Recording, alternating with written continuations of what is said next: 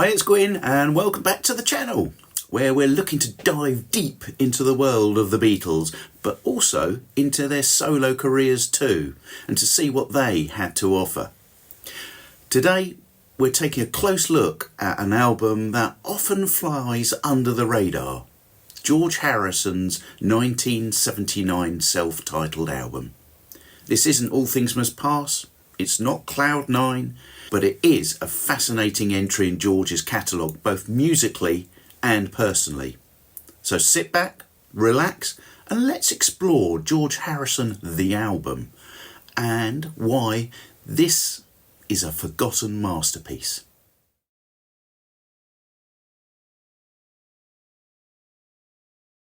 By the late 1970s, George had stepped back from the intense fame that had followed the Beatles' breakup.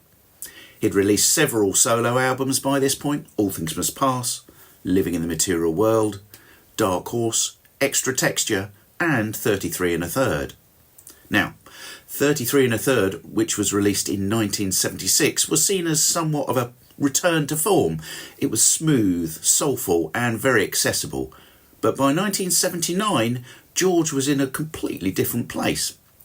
He'd recently married Olivia Arias and had become a father to Danny, and had settled into a quieter, more reflective phase of his life.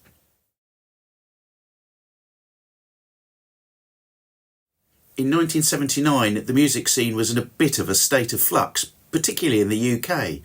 The hard edges of punk were being knocked off and transitioning into what was to become new wave, bringing into focus bands that were to dominate for many years to come. There were classic albums from the likes of The Police, The Specials, The Clash, Blondie, The Cure, Joy Division, The B-52s, The Jam, Elvis Costello and The Pretenders, to name just a few.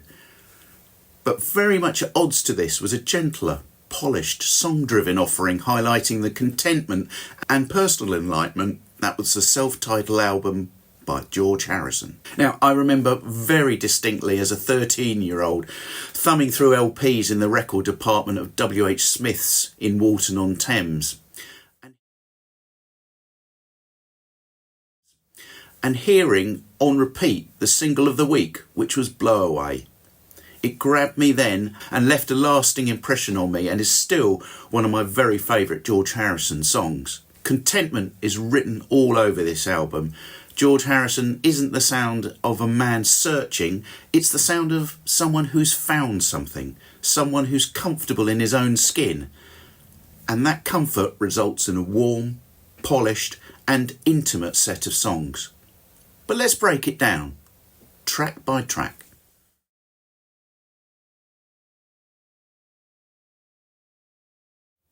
We start with Love Comes to Everyone, and what a gentle, warming opener this track is. It's a laid-back groove guided by Steve Winwood's distinctive synthesizer work and a subtle guitar intro that was contributed by none other than Eric Clapton. The lyrics are simple but sincere. George had long written about love in a spiritual sense, but here it feels both divine and human. He's talking about the power of love in an almost universal sense, and the music backs that up, bright, optimistic and smooth.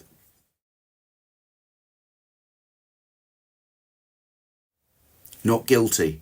Now this is pretty interesting. This is, as a lot of you will know, actually a Beatles era leftover, originally recorded during the White Album sessions in 1968, but left off the final cut.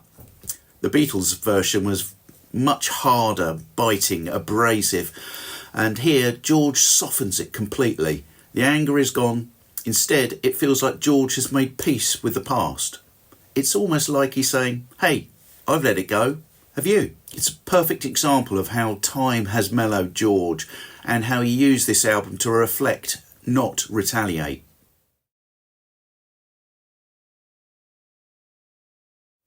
The next track is often seen as a companion to Here Comes the Sun, but it's not just a sequel. Here Comes the Moon is a dreamier, more ambient track. It captures the feeling of awe and tranquility that George experienced while in Hawaii, a place George came to love and inspire him with many songs. There's almost a meditative quality here. It's George communing with nature, finding spiritual depth in a simple moment. Where sun was joyful, moon is serene. And for me, it's a standout track on this album. The album gets a bit quirky next with Soft-Hearted Hannah, which is really quite whimsical and based on a psychedelic experience George had in Maui. The lyrics are surreal, playful and completely like anything else on the album. Musically, it has a vaudeville style to it, almost musical. The laughter in the background and the jazzy slide guitar work give it a stoned, carefree vibe. Hawaii wasn't the only place offering George inspiration. Another place that was inspiring to him was the Robarge pub in Henley-upon-Thames.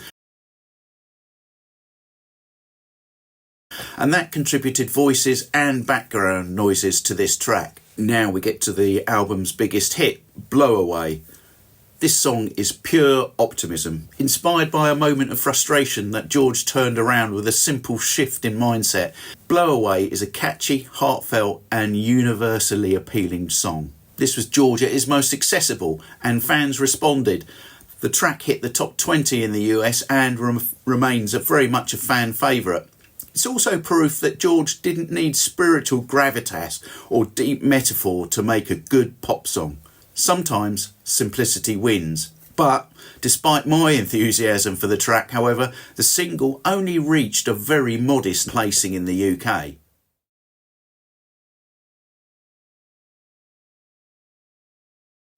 Switching gears a bit, literally, Faster is a tribute to Formula One racing, one of George's most favourite pastimes. He even got Niki Lauda and Jackie Stewart to appear in the music video. George was deeply enthused with Formula One motor racing, following races around the world and making firm friends in the process, including the likes of Jackie Stewart, Niki Lauda, Jodie Scheckter and Emerson Fittipaldi. But don't be fooled by the subject matter, there's a deeper message here. George uses racing as a metaphor for the demands of fame and the toll it takes on an individual, something that he felt very personally. It's a song about speed, pressure and the cost of always being on. Dark Sweet Lady is a beautiful ballad and a love song for Olivia, and it's one of George's most personal tracks. It's gentle, heartfelt and musically pretty subtle, featuring Latin influences in the arrangement. What stands out is George's honesty, and George isn't trying to impress, he's simply expressing love and gratitude. It's intimate, real, and it captures the peace he had found in his personal life.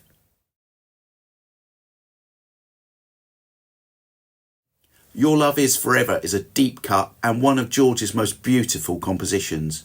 The guitar work is delicate, almost meditative. It blends romantic love and spiritual devotion in a way only George could. George once described this song as a song that could be interpreted as about God or about a partner. And that duality runs through so much of George's work. The love of the divine and the love of another person. He saw them as connected, and this song is the proof.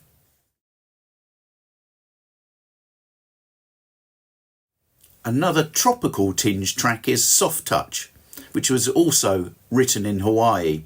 It's breezy and affectionate, and again written for Olivia. The title says it all, and it's about tenderness, about the smallest gestures that build a life together.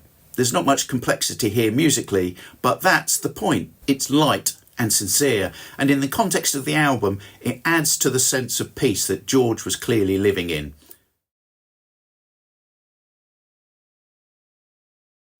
The album closes with If You Believe, co-written with Gary Wright. It's uplifting, spiritual, and reminiscent of earlier tracks like Give Me Love and My Sweet Lord. The message is classic Harrison. Believe in yourself, believe in love, and believe in something greater. It's an empowering closer and sums up the album's gentle optimism perfectly.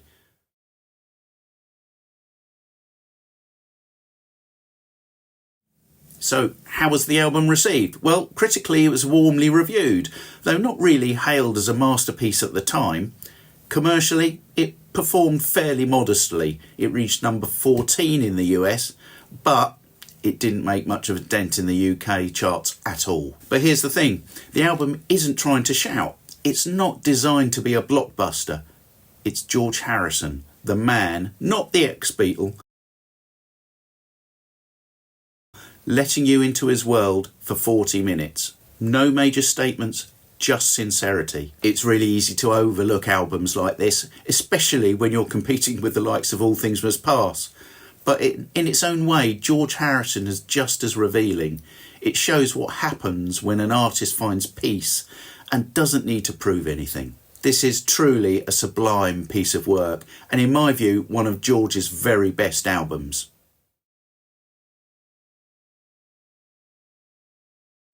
Thank you for watching, and if you enjoyed this deep dive, don't forget to like, subscribe and ring that bell so you don't miss our next Beatles breakdown. But what's your favourite track from George Harrison? Drop it in the comments below. I'd really love to hear your thoughts. There's going to be plenty more content coming your way on the Revolver Beatles channels, so make sure you stay tuned. And I look forward to seeing you next time. But until then, bye for now.